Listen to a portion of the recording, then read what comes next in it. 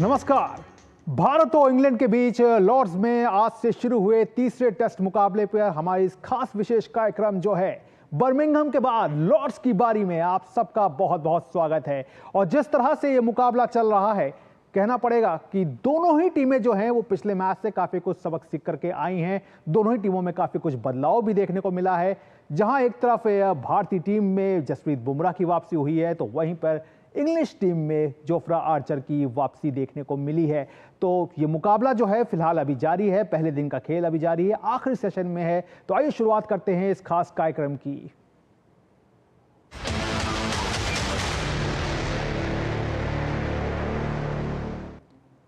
भारत और इंग्लैंड के बीच 5 मैच की सीरीज का तीसरा टेस्ट मुकाबला आज से लॉर्ड्स के ऐतिहासिक मैदान पर शुरू हुआ। पहले बल्लेबाजी करते हुए इंग्लैंड ने ताजा समाचार मिलने तक 4 विकेट पर 251 रन बना लिए हैं, जो रूट 99 रन पर भी नाबाद हैं। मैच में टॉस जीतकर पहले बल्लेबाजी करने उतरी इंग्लैंड टीम की शुरुआत बेहद खराब रही। इंग्लैंड ने 13वें ओवर में अपने 2 विकेट गंवा दिए। इंग्लैंड को पहला झटका नीतीश रेड्डी ने दिया। उन्होंने बेन डेकेट को अपना शिकार बनाया। डेकेट 40 गेंदों में 23 रन बनाकर आउट हुए।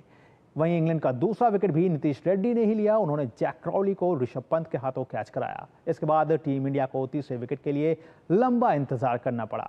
हालांकि रविंद्र जडेजा ने 49वें ओवर में ओली पॉप को आउट किया। ओली 104 गेंदों पर 44 रन बनाकर पवेलियन लौट गए। इंग्लैंड का चौथा विकेट जो है वो जसप्रीत बुमराह ने लिया। उन्होंने 172 के स्कोर पर, कहना पड़ेगा कि जो हैरी ब्रुक हैं उनको बेहद कम स्कोर पर चलता किया। हैरी ब्रुक जो हैं वो केवल 11 रन के स्कोर पर आउट हुए।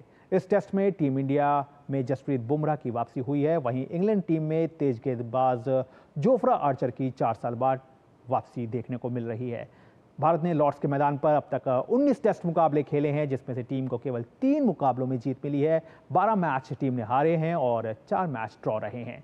दोनों टीमों की नजर लॉर्ड्स में जीत के साथ सीरीज में बढ़त बनाने पर है।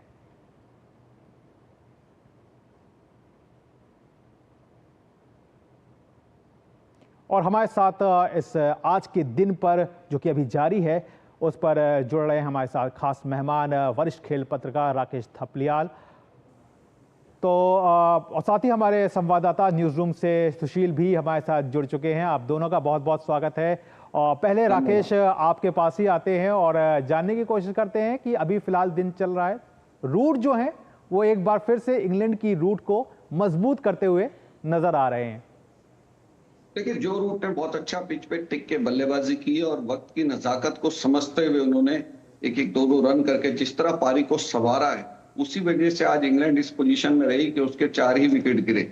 वरना अगर रूट थोड़ा सा विकेट पे टिक के नहीं खेलते, खूंटा गाड़ के और ओली पॉप के साथ जो उन्होंने शत के साझेदारी की वो नहीं होती, तो बहुत दिक्कत हो सकती थी इंग्लैंड की टीम को। वो उन्होंने एक समझदारी दिखाई और जो रूट इस समझदारी में बड़े माहिर खिलाड़ी हैं। और अभी देखिए 2 दिन पहले ही वो आईसीसी की जो टेस्ट की रैंकिंग है उसमें नंबर 1 से हटे हैं। हैरी ब्रूक्स नंबर 1 हो गए हैं। तो 6 महीने तक वो लगभग नंबर 1 की पोजीशन पे थे। तो आज उनको फिर से वापस उस जगह को हासिल करना भी है। और बड़ी अच्छी उन्होंने बल्लेबाजी की। शतक आज वो अपना पूरा नहीं कर पाए, 99 के फेर में अभी फंसे हुए हैं। और लेकिन इंग्लैंड की टीम को जो संकट से उबारने का काम किया वो जो रूट ने किया। बिल्कुल राकेश, लेकिन अगर आपसे राकेश टीम इंडिया को लेकर के अगर आए और यहाँ पर जिस तरह का जो चेंजेस हमें देखने को मिला, ये हालांकि सबको बहुत तस्वीर साफ थी कि प्रसिद्ध कृष्णा जो है वो बाहर जाएंगे और जसप्रीत बुमराह के लिए वो जगह खाली करेंगे। लेकिन एक बड़ा फैक्टर जो यहाँ पर आज देखने को मिला है कि नीतीश रेड्डी पे काफ़ी कुछ बातें हो रही थी, तो आज एक बार से उन्होंने अपने आप को एक बार कहना चाहिए कहीं ना कहीं सामने रखा और शुरुआती जो सफलता थी वो उन्होंने ही दिलाई। देखिए, नीतीश रेड्डी के ऊपर भी इस चीज का दबाव था क्योंकि उनको भी इस मैच टेस्ट के लिए ड्रॉप किया जा सकता था बुमराह को जगह देने के लिए, या एक अतिरिक्त स्पिनर लेने की बात होती तो उनको भी ड्रॉप किया जा सकता था।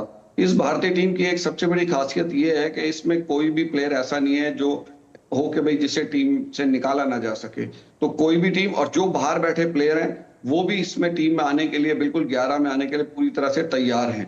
तो सबको पता है कि भाई बाहर जो इंतजार कर रहे हैं हमारा, वो भी पूरे तरह से एकदम से फिट है इस टेस्ट मैच को खेलने के लिए और बेहतर प्रदर्शन कर सकते हैं। तो नीतीश रेड्डी ने जब ब्रेक थ्रू देखिए नहीं मिल रहा था, आज इंग्लैंड की टीम ने एक टारगेट किया आकाशदीप को, जो कि पिछले टेस्ट मैच के हीरो थे। उनके अगर हम रन देखें तो वो 75 से ज्यादा रन उन्होंने दिए हैं। और पूरी तरह से उन पर अटैक किया, उनको विकेट नहीं लेने दिया। मोहम्मद सिराज को बहुत ध्यान से खेला, 5 ओवर उन्होंने मेडन फेंके हैं और बहुत कम रन उन्होंने दिए इस टेस्ट मैच के अंदर। लेकिन नीतीश रेड्डी जब गेंद करने के लिए आए तो मुझे लगा कि कहीं ना कहीं उन्होंने, इंग्लैंड के बल्लेबाजों ने सोचा कि इनके ऊपर कुछ हमें अटैक करना चाहिए, उनको थोड़ा सा उन्होंने हल्के में लिया। और नीतीश रेड्डी ने जिस तरह एक अच्छे रिदम में और एक अच्छी लाइन और लेंथ के साथ गेंदबाजी कर एक ही ओवर के अंदर 2 विकेट जो चटकाए, दोनों जो ओपनर बाहर हुए, उसके बाद इंग्लैंड की टीम काफी दबाव में वहां पर आ गई थी। और नीतीश रेड्डी ने अपने चयन को अभी तक तो सही साबित किया है और अब दूसरी नई गेंद भी ली जा चुकी है। और मुझे लगता है कि कल का जो दिन होगा, फिर एक बार देखना होगा कि नीतीश रेड्डी किस तरह की बेहतरीन गेंदबाजी करे, अपने आज वाले रिदम को भी वहां पर बरकरार रख सके। क्योंकि ये जो बॉल है ना, ये ड्यूक की बॉल, ये बिल्कुल ऐसी है कि आपको 30-40 ओवर से पहले पहले ही इस पे जो कुछ करना है फास्ट बॉलर्स को, उसको कर लेना है उसके ऊपर। तो आपको जब तक बॉल नहीं है, कल नहीं होगी, जो रूट के ऊपर थोड़ा सा दबाव होगा, 99 के ऊपर फंसे हुए हैं, और अगर उनको आउट कर पाते हैं शतक होने से पहले, तो मुझे लगता है ये भारत के लिए सफलता रहेगी। लेकिन अगर उनको आउट नहीं कर पाए तो उनसे एक बड़ी पारी यहां पर हमें देखने को मिल सकती है। तो तेज गेंदबाजों के ऊपर कल जो है वो बड़ा दारोमदार रहेगा कि वो किस तरीके से बेहतरीन गेंदबाजी करते हैं।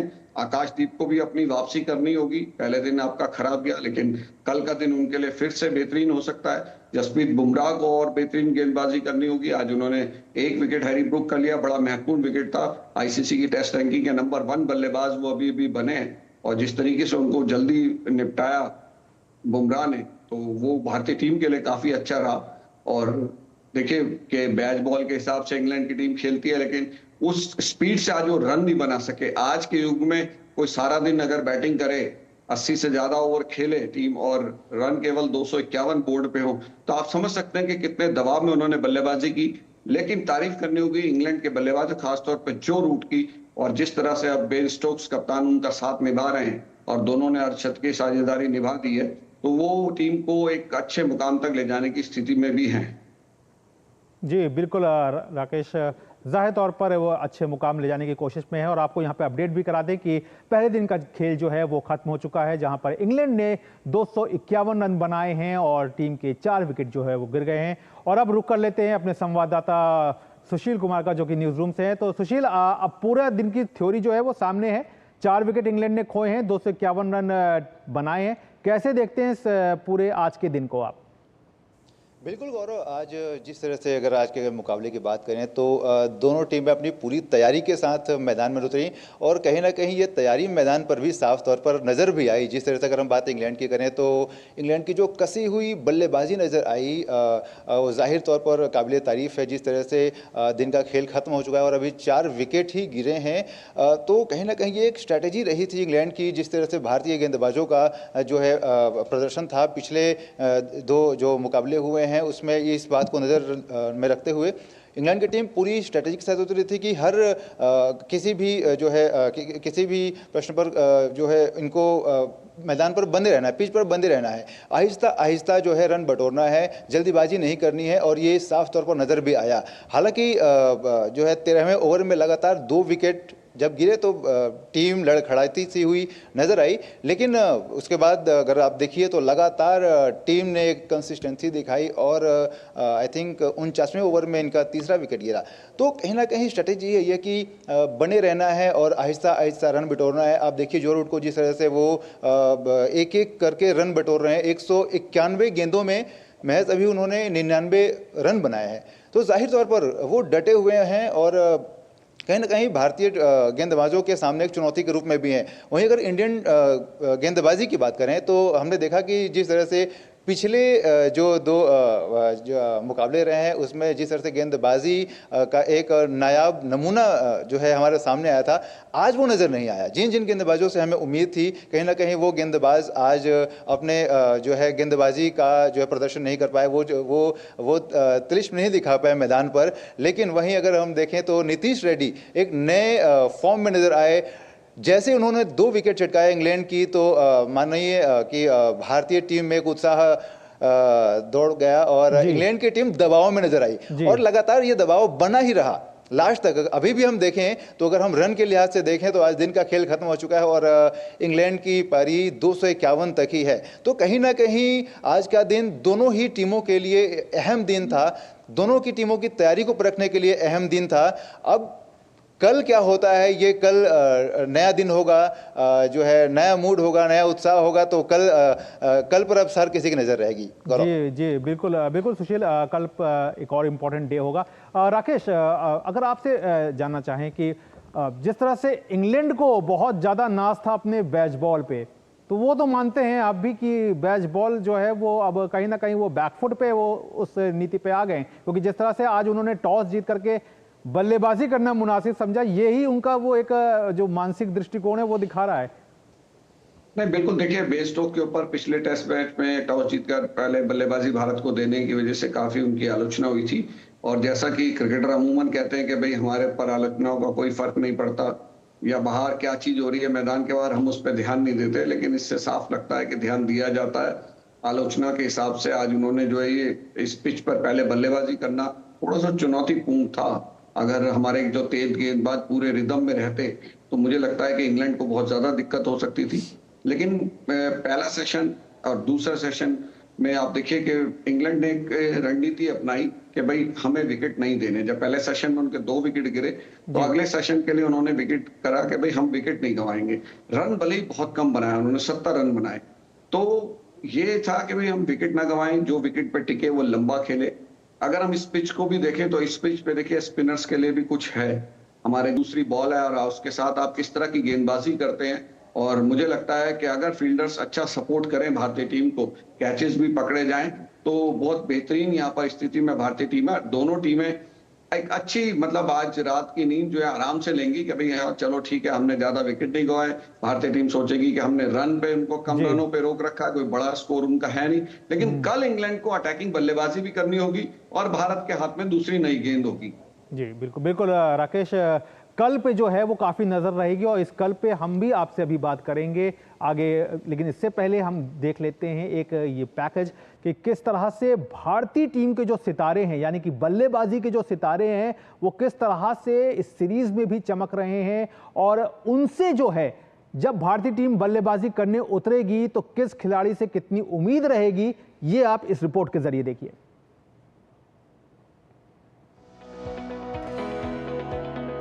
भारतीय क्रिकेट टीम तैयार है इंग्लैंड के खिलाफ खेली जा रही 5 मैचों की सीरीज के तीसरे मुकाबले के लिए। सीरीज के पहले मैच में हार झेलने वाली टीम इंडिया दूसरे टेस्ट में शानदार वापसी करते हुए 1-1 की बराबरी कर चुकी है, जिससे मुकाबला और रोमांचक हो चुका है। अब लॉर्ड्स में खेले जाने वाले तीसरे मुकाबले में किन किन खिलाड़ियों पर होगी नजर और भारत को बढ़त दिलाने में कौन निभा सकता है अहम भूमिका, डालते हैं एक नजर।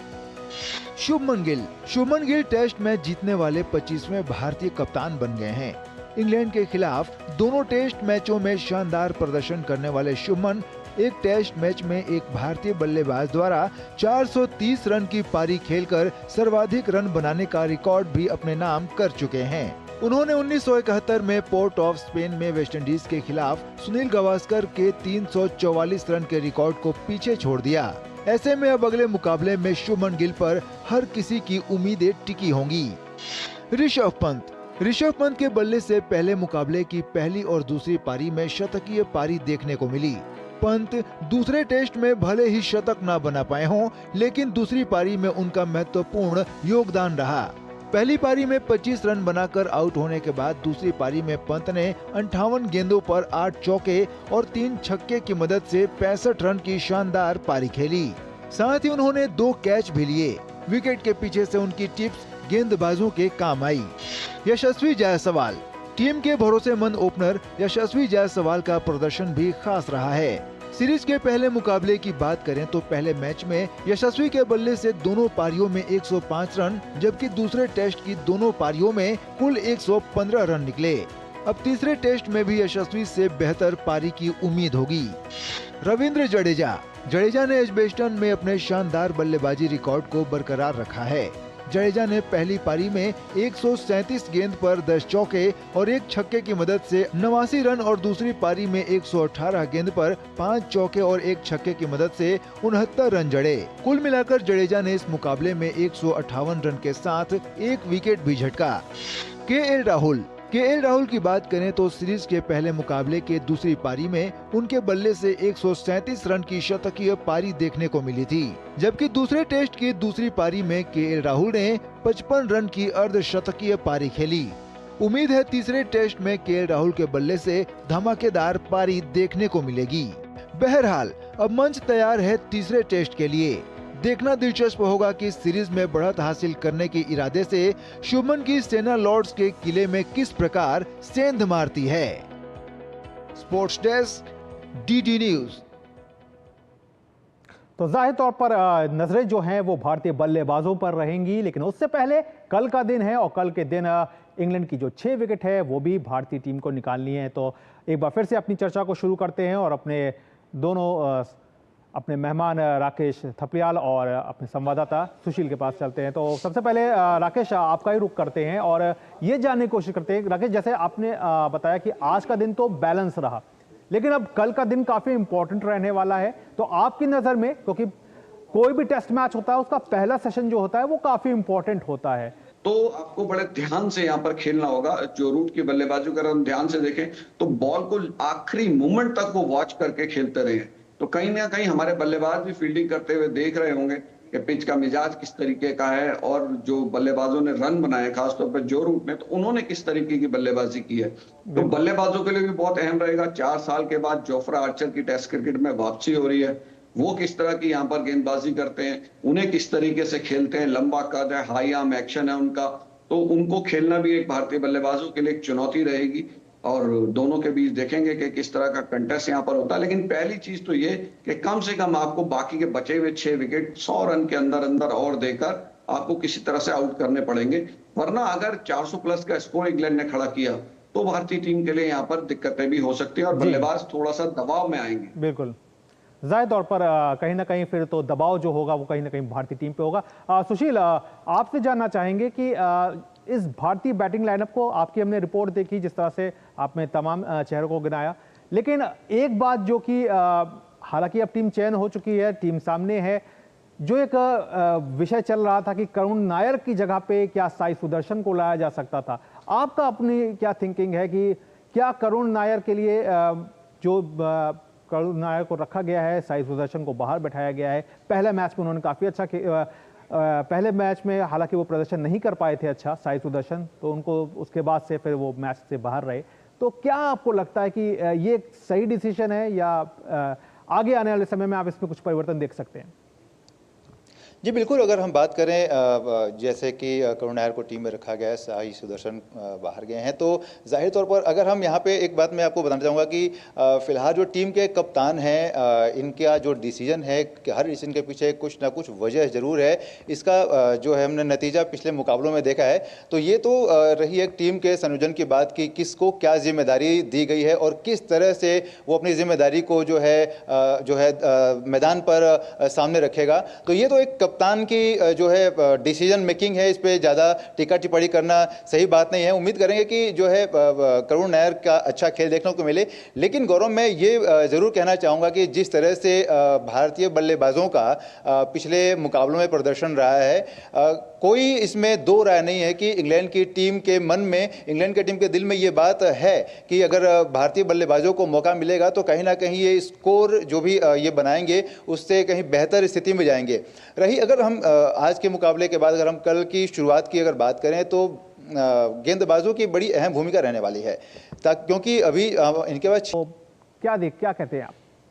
देखिए, हमारे यहाँ टीम की जो मानसिकता दिख रही है वो यही दिख रही है कि भाई आपको बल्लेबाजी को लाइन जरा सी लंबी रखनी है। तो मुझे लगता है कि कुलदीप यादव का बल्लेबाजी में थोड़ा कमजोर होना वो उनका माइनस पॉइंट हो रहा है। अगर वो थोड़ी सी बल्लेबाजी कर सकते होते तो हो सकता है वाशिंगटन सुंदर की जगह वो टीम में खेल सकते थे यहाँ पर।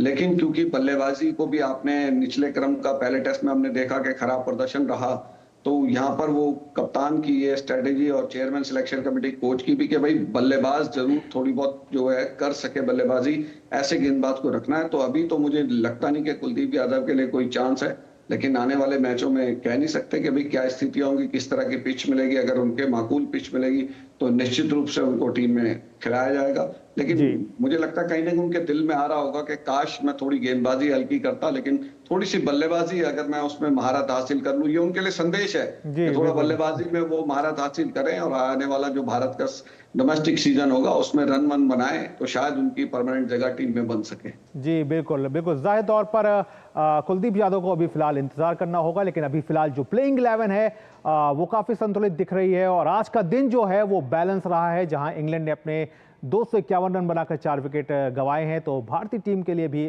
कुछ ना कुछ ये सेशन जो पूरा जो 3 सेशन रहे हैं मिला जुला रहा है। तो बहरहाल राकेश, आपका बहुत बहुत शुक्रिया। आपने अपने जो एक्सपर्ट्स जो आप बन करके आपने अपनी राय दी है, उसको कहीं ना कहीं टीम इंडिया जो है वो कहीं ना कहीं फॉलो करना जरूर चाहेगी। सुशील, आपका भी बहुत बहुत धन्यवाद। तो जाहिर तौर पर अब कल का दिन जो है वो काफी बड़ा होने वाला है, बड़ा रहने वाला है। नई गेंद से टीम इंडिया कितना कमाल कर पाती है ये देखना होगा। साथ ही देखना होगा कि जसप्रीत बुमराह और आकाशदीप मोहम्मद सिराज क्या जब उतरेंगे कल एक फ्रेश गेंद के साथ, एक फ्रेश एनर्जी के साथ, तो क्या बाकी के इंग्लैंड के जो 6 बल्लेबाज हैं उनको जल्दी वापस पवेलियन भेजने में कामयाब होंगे। हमारे इस खास पेशकश में फिलहाल इतना ही। हमारी पूरी स्पोर्ट्स टीम को दीजिए इजाजत। नमस्कार।